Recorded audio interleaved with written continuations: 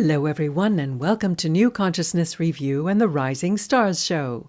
I'm Miriam Knight, and our guest today is Ken Elliott, an award-winning artist and author who has been showcased on media all over the world. Ken has learned how to manifest items both big and small. First creating his desires on the other side, and watching those thoughts take form in our physical world.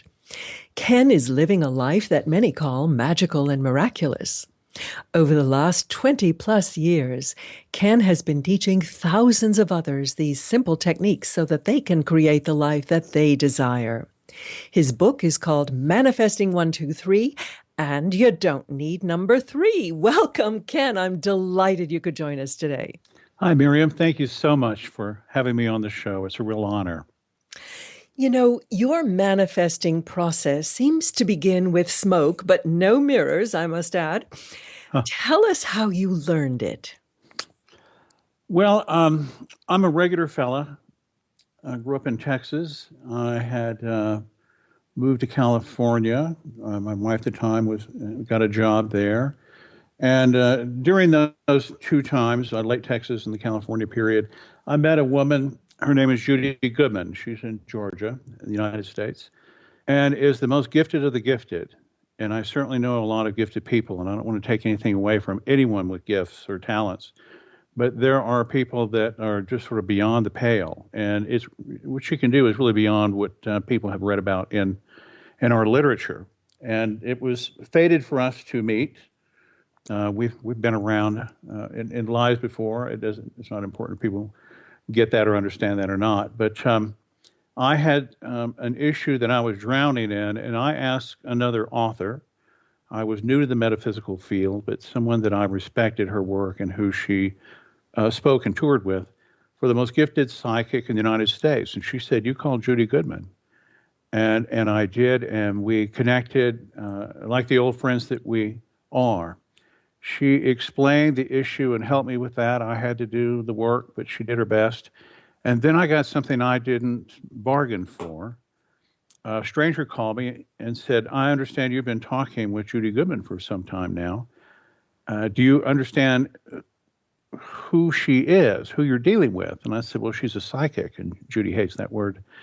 And she said, "Well, she's much, much more than that." And she started telling me all these things that Judy could do, of which I knew most of these things. But there was one thing in particular that really got my attention. She said, "If you send Judy something in thought, she will get it." And I went, this is well before The Secret was out, a lot of the metaphysical books. And I said, I don't understand. And she had sent Judy in thought the idea of a bouquet of flowers for her birthday last year. And Judy had a birthday coming up in a few days, so I called Judy and I did the same. It's in the book. I sent her a rose at a distance of 2,100 miles. And the outcome was amazing. And ever since then, I would send Judy things from time to time. I did this for a long time, as you said in the intro. And she got whatever I said every time. And I learned not just some technique or 20 on how to figure out the best practices to create something. People commonly talk about the law of attraction. It was beyond that. It was at the core of that. I know how thought works. If you go to turn on the light switch, I understand it's connected to the power plant. If I go to draw water, I understand the faucet is connected to the water plant. And this is going to be a very compelling show. You're going to get new information that really is the core of everything in your life. If it didn't grow naturally, if it didn't happen by some act of God or nature, then someone invented it, they thought of it, and it starts as a wisp of smoke first. And I have friends that are so very gifted, they can see this on the other side as it forms in real time. And I have proofed this out in remarkable ways, more than I would ever discuss on this show. But on my website, manifesting123.com, there's a Friday newsletter where readers bring me stories, and I put them out on the newsletter, and there's well over 100 on all sorts of topics, from regular people or very metaphysical people or business people that are kind of doing this on the quiet, and they're getting results. It's remarkable. It is the law, as people said for a long time, thoughts do make things, And today you're going to learn how that actually works. And So, we're is going to this something that anyone can do, or do you have to be psychic or particularly gifted in this direction? know, and that's a wonderful question. If you're 3 years old, you can do this. If you're 103 years old, you can do this. Everybody is good at gravity. Gravity is the law. No one's better at gravity than the next person. And your thoughts truly make things. You're all equally endowed with this, and it's not a matter of giftedness or faith or whatever. You don't have to understand gravity to make things go to the ground. By the way, gravity will not judge you on if you're going to do something good or bad with gravity. So thoughts will make whatever it is that you repetitively think. So if you're worried about something, it is being created in the unseen field around you. If you are wishing and hoping or doing a vision board or the one singular technique that I have in the book that's so incredibly easy, then it will make those things. It's a matter of repetition. Simple as that. Now, you went to a woman who is considered to be the top in her field. Was it the reflection from the manifestations that she did that gave you the confidence that this was something real and not your imagination? Well, I didn't know anything about manifestation all those years ago. I was just being a goof. I was a game. I would send her things and call her the next day, and she would get them. And I guess I was 5 years into this or so. She was very patient with me. She could see the potential, what was going to unfold on this, and I couldn't. I was just being really just an annoyance, maybe, but we were very close, so she allowed it. It was, like she was dealing with a 6-year-old. Hey, I want to send you something today. Oh, yeah, okay. But she didn't have that sort of attitude about it. And she wasn't overly encouraging. It was just, I just felt compelled to do this. I would get a little bored and say, I'm going to send Judy something, see what happens. She got it every time. So after about 5 years, I had this thought. And this story is in the book. There's 2 stories of mine that are profoundly amazing. The Rose and the Daffy Duck. And I told her, I asked, are you busy? She said, no, because I'm always interrupting. And I said, do you have a chair there in front of wherever you are? She said, yeah. She said, I've got this idea. She said, really, just one? Because, I get the grasshopper treatment. And I said, well, yeah. And I think it's important. I want to send you something in real time. I want you to stay on the phone, because it hit me that she's so very gifted. Maybe she's just psychically getting what I sent, right? And there's no magic to this at all. So I said, I'm going to send you something in real time and place it in that chair.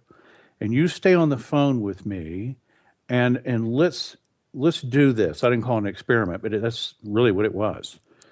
And she said, okay. So at the time, I would think of something repetitively really, really, really hard. Now, there's a much easier way to do this, but that's what I would do. I would call it bludgeoning the thing into an existence. So I'm an artist, and I have this sort of little wacky left-handed kind of point of view on things. So I'm going to send her an object that's unique. I want to know it's mine, because I don't know what's floating around in the air or what's happening next door. I didn't want anything to interfere with this. I want it to be uniquely my idea. So it's going to be a 5-foot-tall Daffy Duck who's sitting in the chair. It just popped into my head. I don't have a picture of a Daffy Duck, and I don't need one.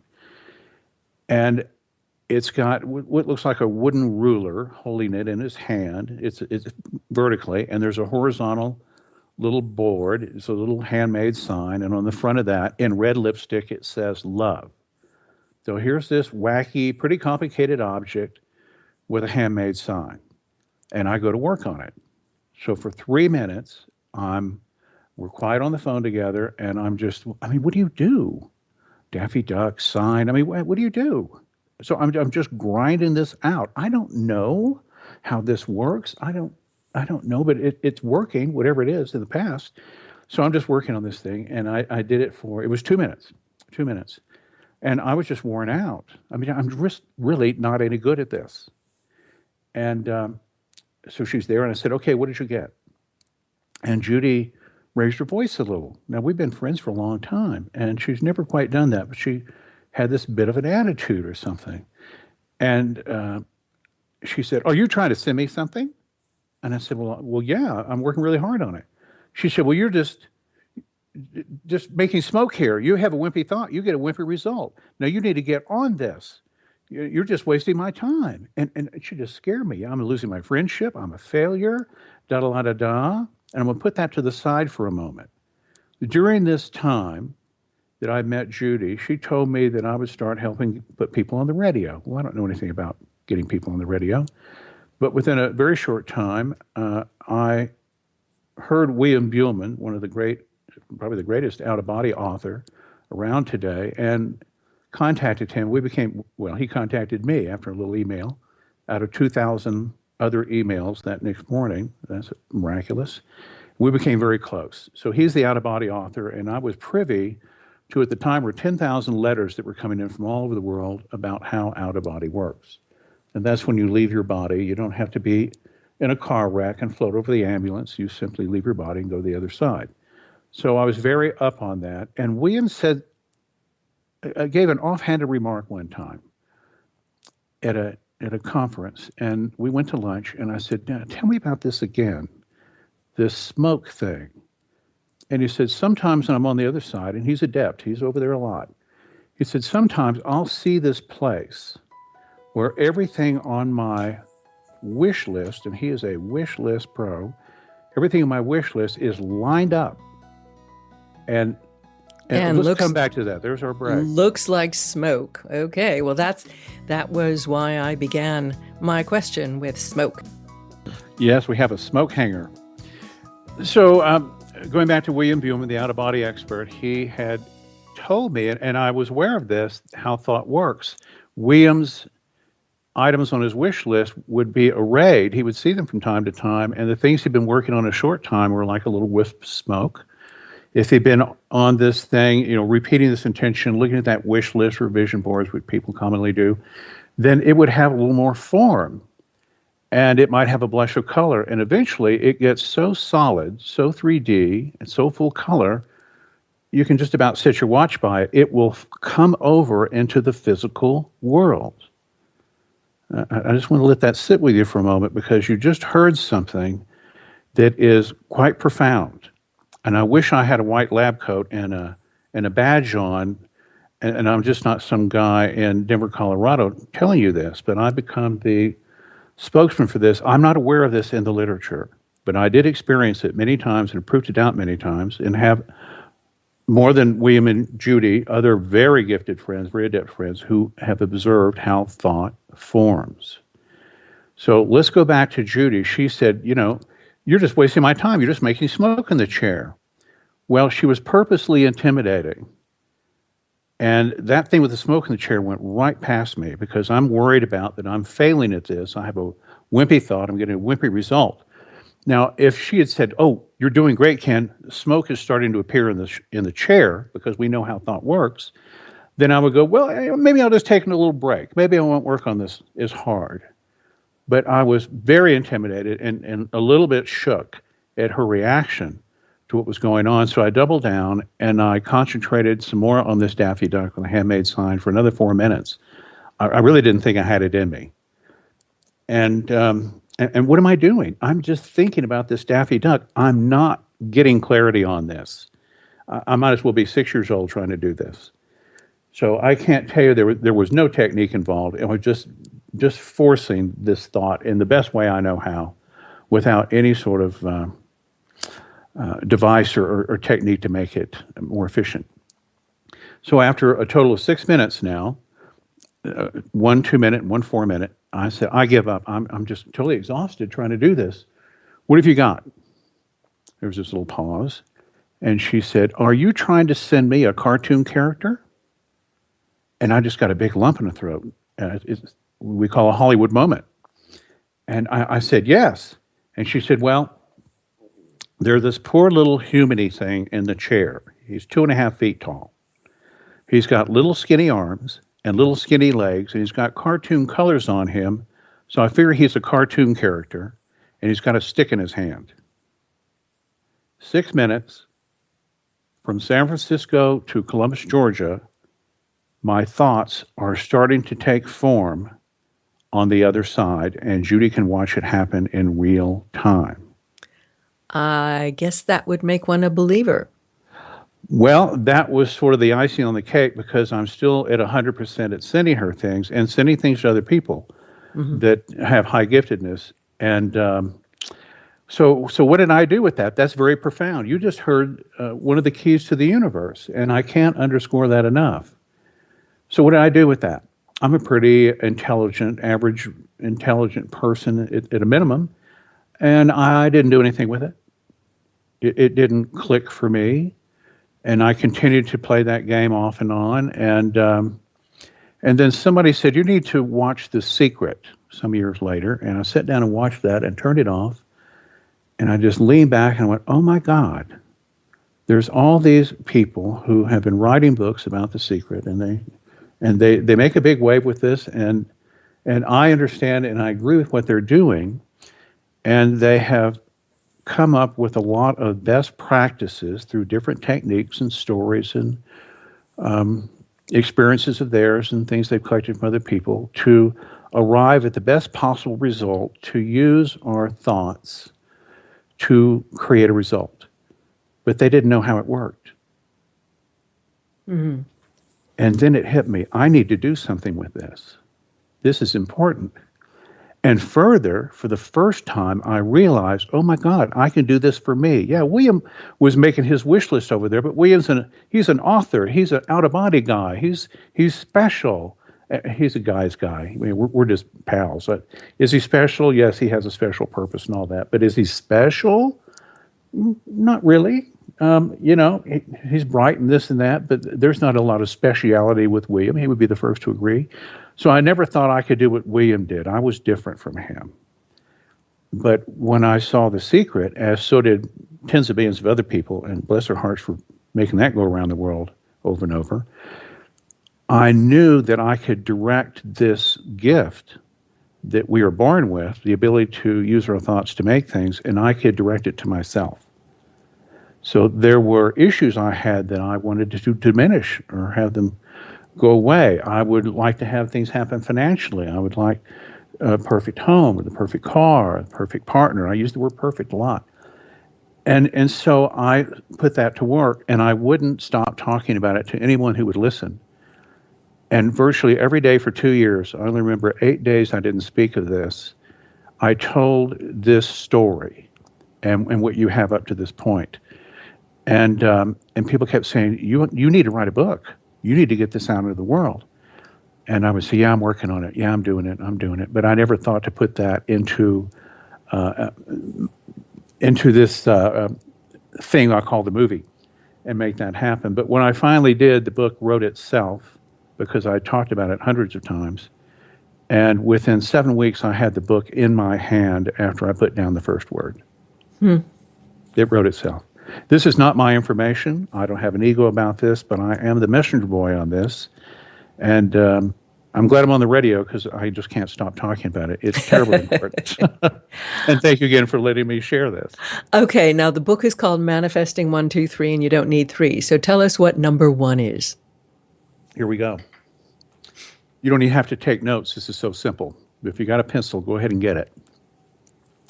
In the Manifesting books, and there are a lot of authors coming at this in a lot of different directions. And once again, I support everyone asking, praying, vision boards, wish lists, however you want to do it, because all of these things represent an intention. I'll put the prayers aside. I don't know how that works. I didn't get a tour of the prayer department when I've been over there, but that is also an intention, but it has its own properties. But you have the ability, we have the ability to create a lot in our lives. I think we have a lot of room to do things, and we are not at the mercy of everything that comes along. So we're going to stop coasting. We don't have to keep wishing and hoping. We're going to build a future. So the number 1 is quite simply this. And here's another profound statement. And this is in the literature. Other people have spoken to this. Your thoughts can create the future. Now, when I was with William Buhlman one day, I said, William, I'm going to write this book. I've got it put together. You've been the writer here. I'm going to run this stuff by you very, very quickly. And when I got to this place, when I said your thoughts can create the future, he smacked the table with his hand. He's been going out of body for 25 years. He said, oh my God, of course your thoughts can make the future. Of course they can. I'm gonna, and then he stopped himself. I'm not gonna. I'm going to do this now. I will be doing this now, immediately. So your thoughts can make the future. As impossible as that seems, it doesn't matter if you believe it or not. Your thoughts make things. So here's the simple technique you need, all you need. Imagine you're in a movie of your own making. You're in your movie in your future. Everyone's good at watching a movie. Nobody ever walks up a movie and says, oh, I'm so bad at movies. I just flunk movies. Any kid can be a master at watching a movie. Nothing to it. This is not a meditation. This is not a test of faith. This is simply taking an object and holding it out and letting it drop to the floor. You don't have to think about gravity. So imagine you're in your future. And whatever it is in your future that you desire, you imagine that has already happened. So I don't like the word use job, but let's imagine you're in your future and you observe, you could be in an office building or in a little business or a big one, and you observe that you are in your future and you're in your perfect career. You just love this career. You don't know what it is. You don't even have to know where it is. I recommend that people are on their couch at the end of the day in their future, after their working day, and they say this statement, I'm in my future. They don't have to see anything, but they can feel that couch. They can hear the air. I mean, they can breathe the air and hear the birds around them in their future, in their home. I'm in my future, and I just love my perfect career. I had a wonderful day today. People love me. I'm admired. I'm fruitful. I have a good purpose. I'm appreciated. I just love my perfect career. I can't wait to get back tomorrow and do some more of my perfect career. And it could be happening in your house, but you don't know what the career is, where it is. And then here's the magic. I work very, very hard to send that Daffy Duck and a lot of other things. But if you are in your future and you set the scenario where this has already happened, you love your perfect career, you don't know how you got there, it doesn't matter. And then you say, I'm so very grateful.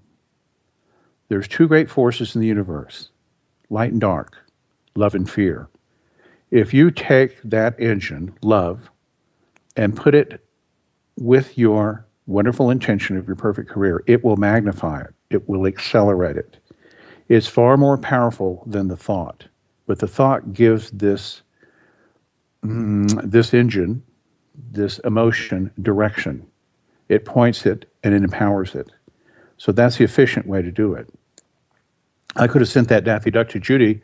In seconds, I could have thought about it and said, this is a gift. This is my gift out of love. And the Daffy Duck is yours. And she would have got it with a lot less effort on my part. She would start to see it on the other side. So what you're doing every day, you have a movie with different scenes. There may be a perfect career.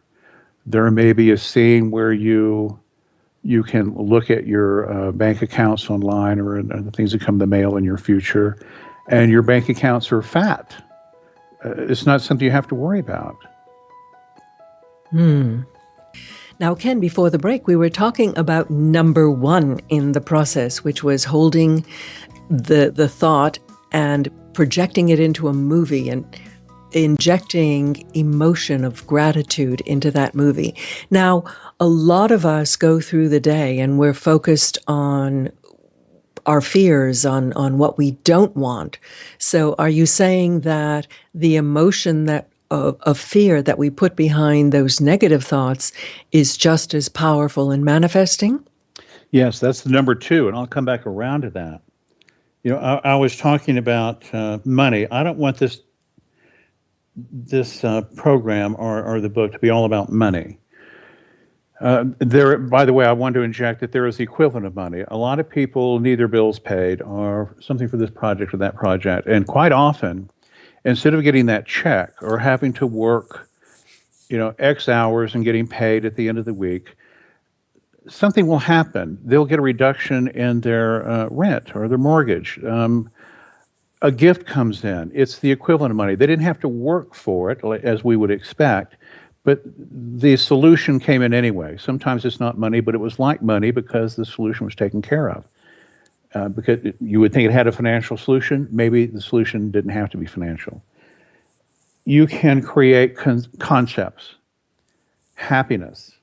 You can have a future where you don't have stress.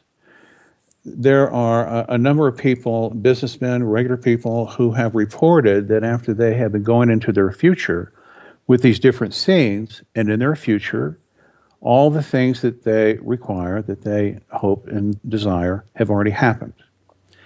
And as a result of having one foot in that future every day, you only need to do this once a day. If I say do it 3 times a day, you'll never leave the house. This is all you'll do. And they report having been in the future for these minutes at a time every day. They literally woke up and they didn't have stress.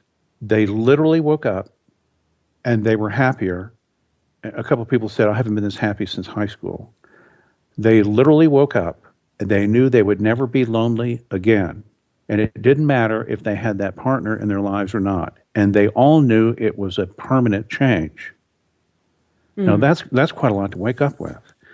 But the future, your thoughts are building that future, and part of the things in the future would require less stress or happiness, or you wouldn't be lonely despite the result. There's nothing in the way, because you have built that.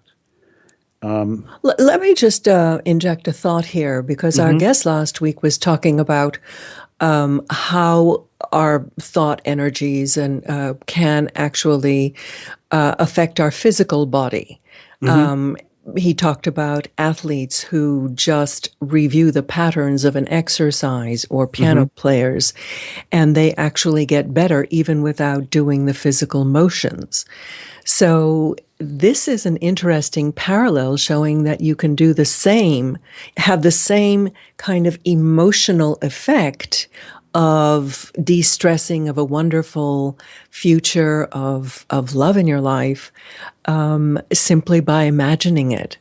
And I like the word imagine, because it doesn't create a roadblock. Anybody can imagine anything, at least for a split second, and hold that if they're in a movie that's compelling, they're attracted to them for 30 seconds, a minute, This doesn't take a lot of time. And by the way, when you are creating these things in your future, you become a target for the things you're making.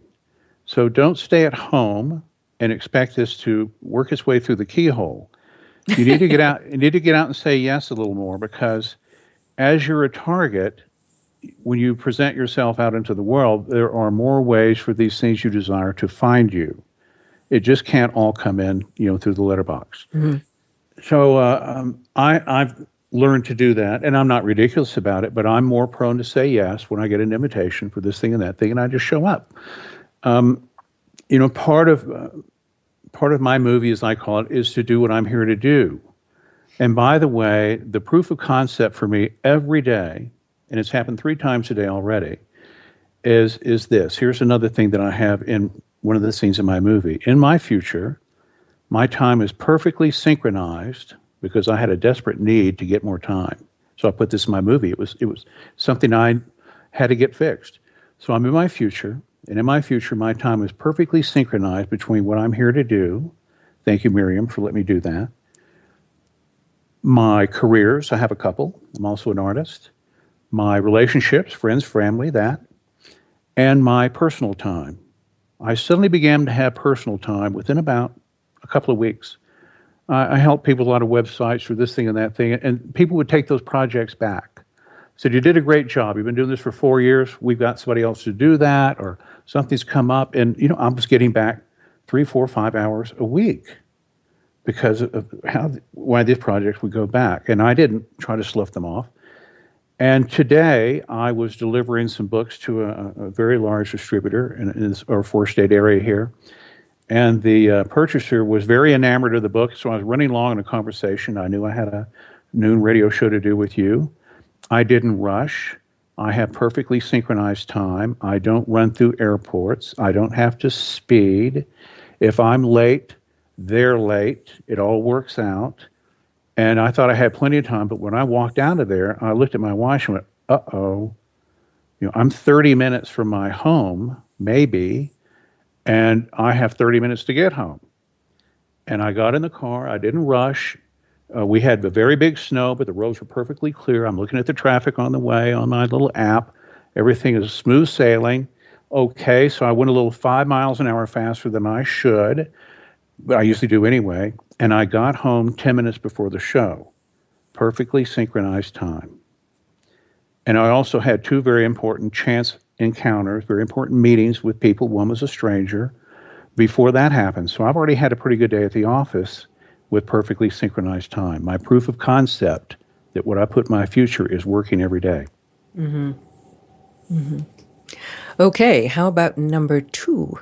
Number 2, this is easy. It's hard, but it's easy. This is the simplest. Well, it's also simple. People say this book really works, and it's just so simple. And most people read it in a day. It's very simple language. I talked it into the book. What you hear me say is what goes in the book. There's no elevated language or techniques or jargon here. So number 2 is about worry. And worry is a thought. And your thoughts just make things. It doesn't care if it's a so-called good thought or a bad thought. And when you're worrying, you're not putting love into it, you're putting fear into it. And fear is every bit as powerful, for all the practical purposes here today, it's every bit as powerful as love. So it's going to make that worry happen as efficiently as it possibly can because you have willed it so, and you put this big force behind it.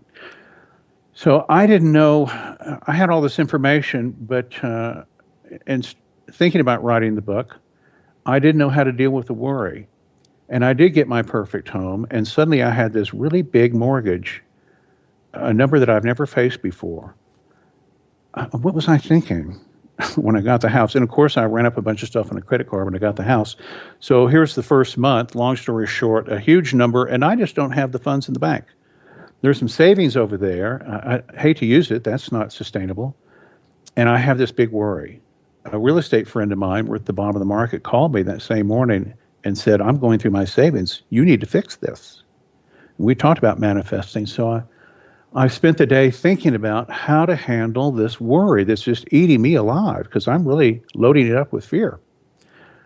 And I had given up on it. It's about 4 o'clock in the evening, and I just let it go. I didn't have a thought in my head. And this came in. I'm not used to having things come in. And the thought was very clearly, as if I heard it, but I didn't hear it, take action on your worries. Convert your worries into action items. That's the quote. Convert your worries into action items. And I'm thinking, where did that come from? And what the heck is that? And then behind that, there was this little paragraph. So it's essentially this. You're in bed in the middle of the night and you have a worry about your elbow has been hurting you and you're worried that it might be cancer or it could be, oh my gosh, something's wrong with your bone or your circulation and you're just worried about it and it hurts and it just makes you worry about it more. You can't afford to have some ache and pain and worry about it as a very serious problem. You can create at that location something very, very serious. Your thoughts will make it. It won't judge. You can't afford that to happen. So let's take action on that worry. I'll let you use the word concerns now. It's 3 o'clock in the morning. What are you going to do? It's not enough to go to the emergency room. So get a piece of paper, turn on the light, get your smartphone, and make a note to yourself that when you awake at 9 o'clock, you're going to take action on this concern, this worry, and you're going to call the doctor. And if you wake up and it still hurts, call the doctor and go in there and find out what this is about. But don't continue to add your thoughts to this thing in a negative way and then empower it, just supercharge it with fear. So that is essentially it. So if you have a concern or a worry, you go to your future, and in your future, this concern does not exist. You can be on your couch at the end of the day, and you just think to yourself, I'm in my future, and Oh, that thing about stress. Wow, when's the last time I had stress? I can't remember. You're in your future. And you're so grateful that that happened. I prioritize things, perfect health, this, at least those first four things. Sometimes people write them down, sometimes they don't. You'll memorize it after a while. And I'm so grateful after every seeing. Now, on these concerns, this number two, take the time to think about the things that are bothering you in your life currently. And then go into your future and you observed that they are not in the field. There have been people that have had bad relationships, and in their future, they're no longer with that person. Now, I'm not advocating divorce. They can also go into their future and they're very happy with their perfect partner. Now, they don't see who that perfect partner is. They may still be in that relationship if it's a boyfriend, girlfriend, or a marriage partner. But they observe in their future, they're very happy in their relationship. They have one and they're very happy. They don't see who it is or what it is. And some people have had change in their relationships, very profound.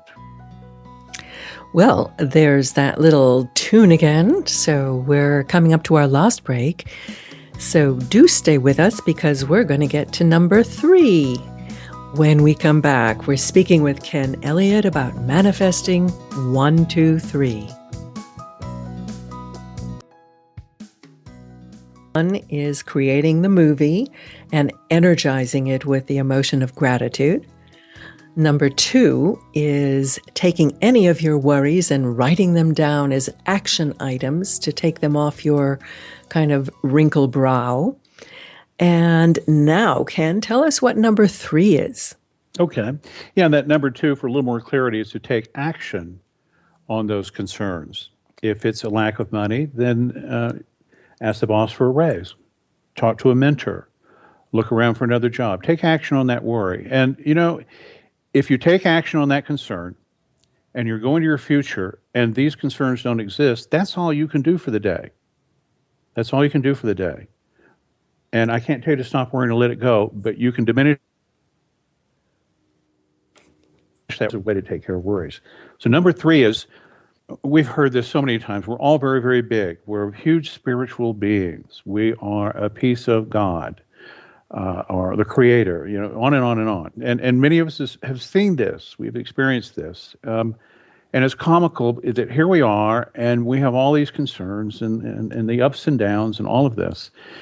And if we were really that big, why can't we just fix everything? Well, if you start manifesting, imagine a graph line that's moving upward.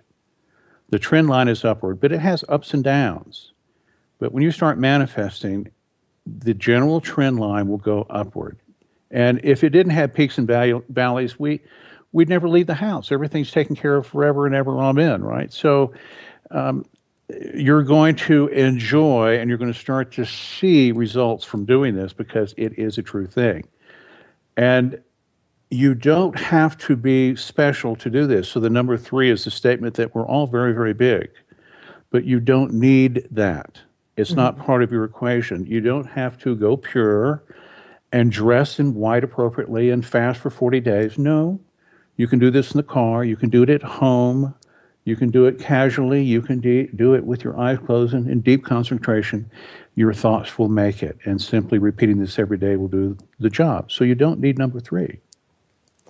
I like what you said about taking action, whether it's on the positive side and getting out there and circulating, or when it comes to our worries, also putting it aside. So often we stew about things and put them off because they're so unpleasant to deal with, and they just remain and they fester.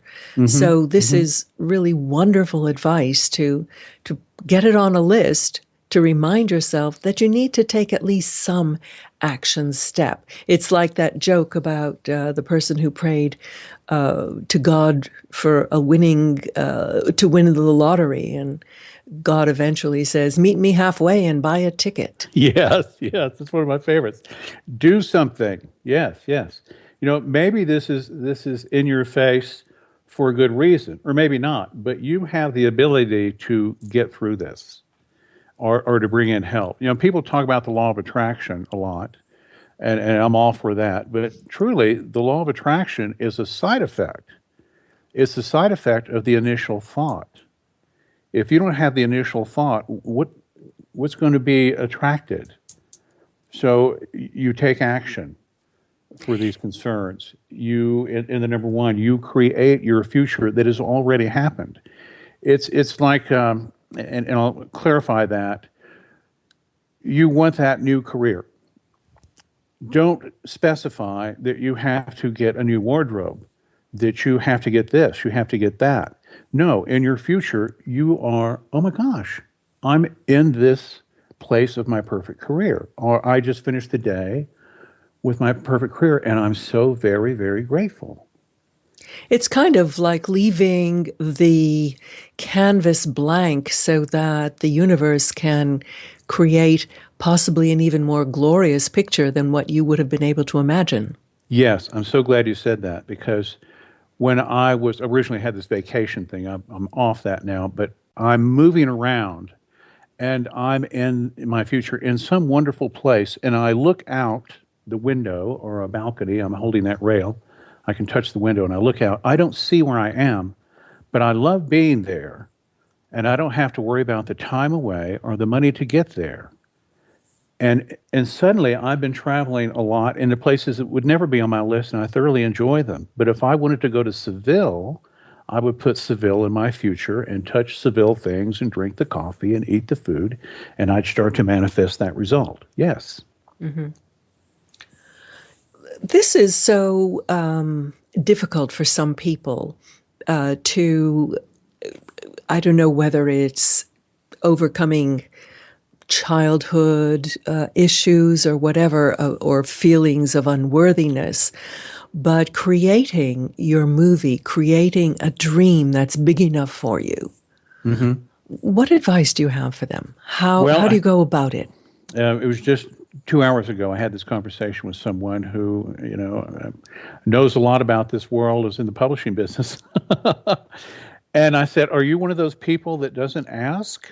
No, I said, "Are you one of these people that ask?" She said, I do. And I said, "Do you ask for yourself?" She said, "I don't." And typically people will say, "Well, I don't ask for myself because the last time I did, something happened that kind of scared me." Or, "I asked for other people. Isn't that good enough?" Or, and you hit the big button, "I'm not worthy." Or, "This is too good to be true. I'm not going to ask for things that are too good to be true. It's impossible. I'm not going to go into that fantasy land." But your thoughts will make things anyway, and they don't care what you think, except what you think. Mm. So I encourage people to ask by any means possible, and to do the vision boards, the wish lists, and this and that. But underpinning this, what happens when you walk over to that light switch. It's going to connect. And all you have to do is continue to revisit that. It's all in the book, and it's just so simple. You heard it. You don't have to buy the book. You can just go off and do what you heard here. Mm. Or read the stories they're on the website at manifesting123.com. And I urge you to get on the newsletter and get those stories and go through the archive. So what were some of the most magical or miraculous stories that you've heard as a result of this process? Well, I was teaching an art class, and an elderly woman came up to me. Elderly, she's a few years older than I am. And she was the quiet one, and everyone else had left. And she said, "I have glaucoma, and I don't want to lose my sight. What would you recommend I do?" Because after the classes, I talk about manifesting in a mini lecture for anyone that wants to hear it.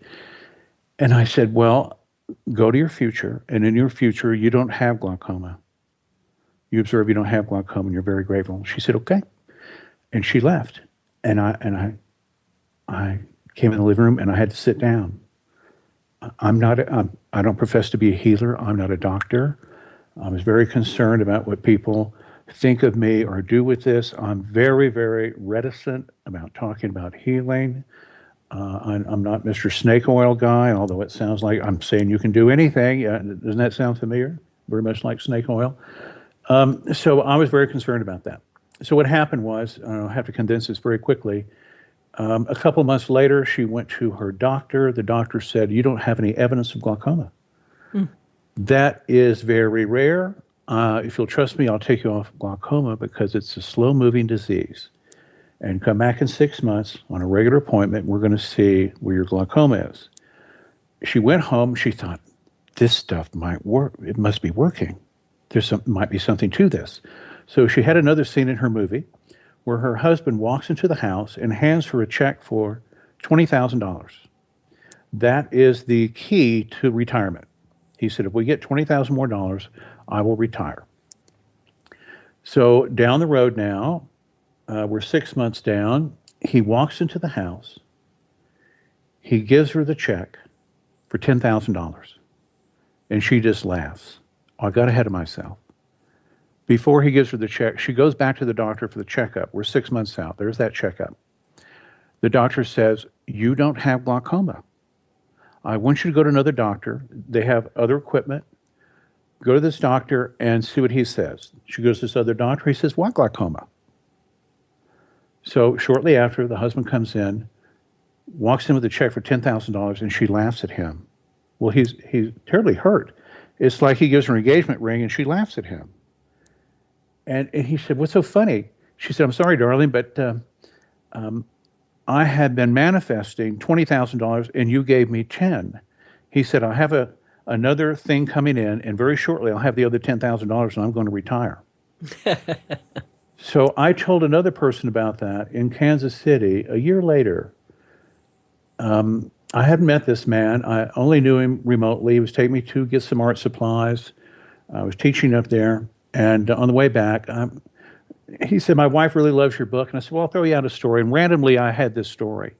He said, why did you tell me that story? And I said, I don't know. I have over 100. He said, I have glaucoma. I think he's only 53 years old. And 6 weeks later, he got back to me. He said, I had a checkup. I have no evidence of glaucoma.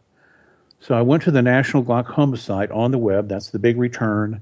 And halfway down, it says, in no uncertain terms, glaucoma is not curable. Whatever sight you lose, you have lost. And I called these people back. I vetted this story. I'm going to put it on the newsletter.